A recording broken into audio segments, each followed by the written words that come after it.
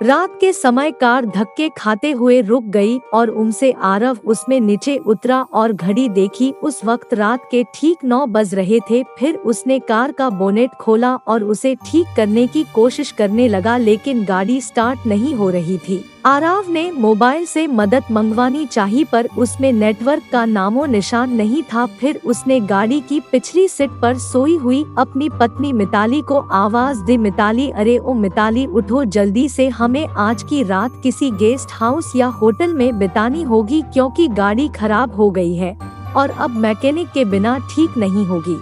हमेशा की तरह मिताली नींद में ही बड़बड़ाते हुई उठी, आरव, तुमसे एक काम ढंग से नहीं होता, कब से बोल रही हूँ ये तुम्हारी पुरानी खटारा बेचकर कम से कम एक सेकेंड हैंड कार ले लो। जवाब में आरव बोला, खरीद लेंगे माता रानी, अब अपना बैग उठाओ और चलो कहीं रात गुजारने का जुगाड़ करते हैं।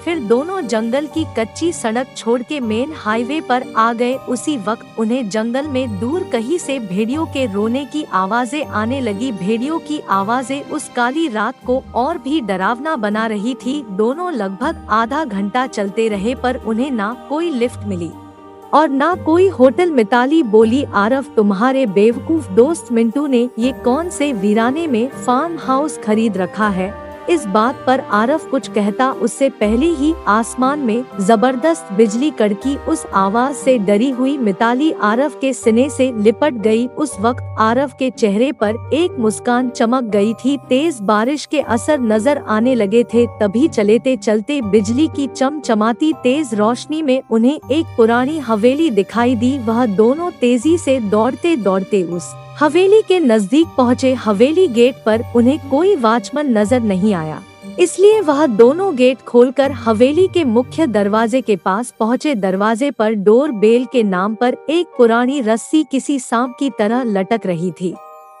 उस रस्सी को आरव ने 2-3 बार खींचा, लेकिन अंदर से किसी भी घंटी की आवाज नहीं आई। फिर मिताली ने दरवाजे पर खटखटाने के लिए अपना हाथ आगे बढ़ा ही रही थी, उससे पहले ही अंदर से एक भारी आवाज आई, अंदर आ जाओ, दरवाजा खुला है।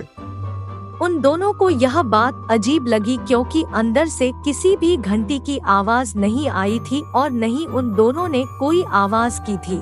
फिर वह दोनों दरवाजा खोलकर अंदर गए। दरवाजे के ठीक सामने झूले पर बैठकर एक आदमी शाही अंदाज में सिगार पी रहा था।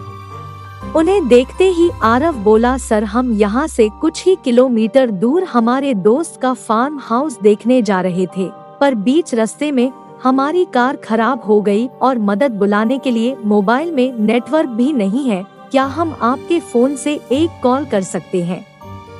झूले पर बैठे उस आदमी के चेहरे पर कोई भाव नहीं था। उसने कहा, जरूर कीजिए, टेलीफोन ऊपर के आखिरी कमरे में है। आरव ने उन्हें पहले परिचय देना उचित समझा। उसने कहा, मेरा नाम आरव है और ये है मेरी पत्नी मिताली। जवाब में वह आदमी बोला, मेरा नाम दादा ठाकुर है, मैं इस हवेली का मालिक हूँ। आरव और मिताली हवेली की शान देखते ही रहे थे कि उनकी नजर दादा ठाकुर के पीछे वाली दीवार की सबसे बड़ी फोटो फ्रेम पर पड़ी, जो खाली थी और पूरे घर में तस्वीरें ही तस्वीरें थी। उन सब में एक बात समान थी कि किसी भी तस्वीर में कोई भी हंस नहीं रहा था। सभी तस्वीरें बिल्कुल भी भावनाहीन थी। फिर आरव और मिताली दोनों ऊपरी मंजिल पर गए और आखिरी कमरे में जाकर लैंडलाइन से अपने दोस्त मिंटू को कॉल करने लगे। बहुत बार कोशिश करने पर भी फोन नहीं लग रहा था।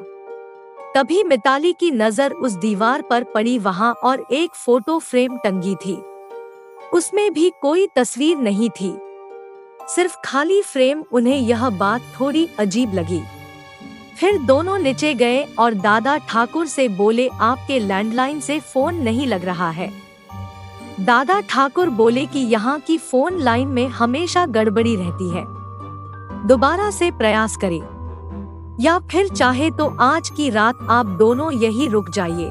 मिताली और आरव कमरे में जाकर फिर कॉल लगाने की कोशिश करने लगे, पर सब बेकार था। आखिर में दोनों ने रात को वही रुकने का निर्णय लिया।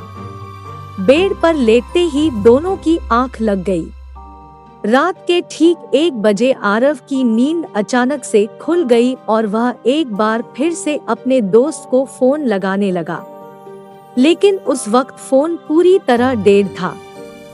हाथ से फोन नीचे रखते हुए आरव की नजर दीवार पर गई और सामने का नजारा देखकर उसके चेहरे पर से हवाइयां उड़ गई, क्योंकि कुछ घंटों पहले देखी हुई खाली फ्रेम में अब उन दोनों की तस्वीर थी और उसके नीचे लिखी थी उनके मौत की तारीख। उसने मिताली को उठाया और उसे तस्वीर दिखाई। वह बोली, यहाँ कुछ तो गड़बड़ है आरव, हमें अभी के अभी यहाँ से बाहर निकलना होगा। फिर दोनों ने वहाँ से भागना चालू किया। सीढ़ियों से वह दोनों तेजी से नीचे उतरने लगे, पर उतरते वक्त सीढ़ियों पर उन्हें 4 पैरों की जगह 6 पैरों की आवाज आ रही थी। अब वह दोनों काफी डर चुके थे।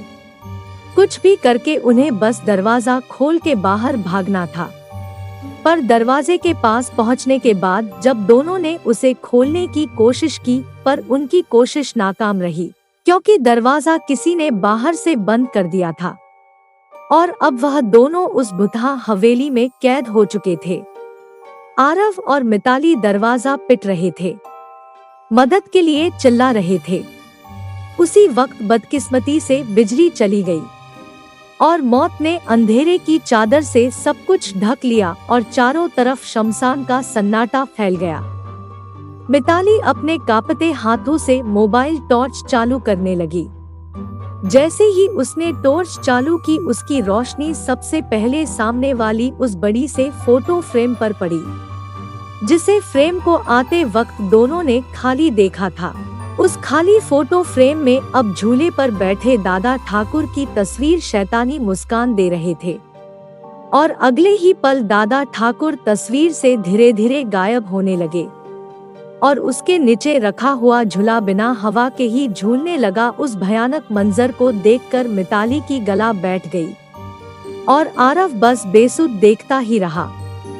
कुछ ही पलों में मोबाइल भी स्विच ऑफ हो गया। अब तक उजाले में मिताली और आरव को वहां पर एक दूसरे के सांसों की ही आवाज आ रही थी, पर अब अंधेरे में उन्हें और कई सारे लोगों के सांसों की आवाज सुनाई देने लगी। एक एक करके सभी आवाजें नजदीक आ रही थी और कुछ ही पलों में दर्द भरी चीख के साथ उन दोनों की तस्वीर भी बाकी तस्वीरों के साथ हवेली की दीवार पर टंग गई और दादा ठाकुर झूले पर बैठ के सिगार पीते हुए किसी और मेहमान का इंतजार करने लगे।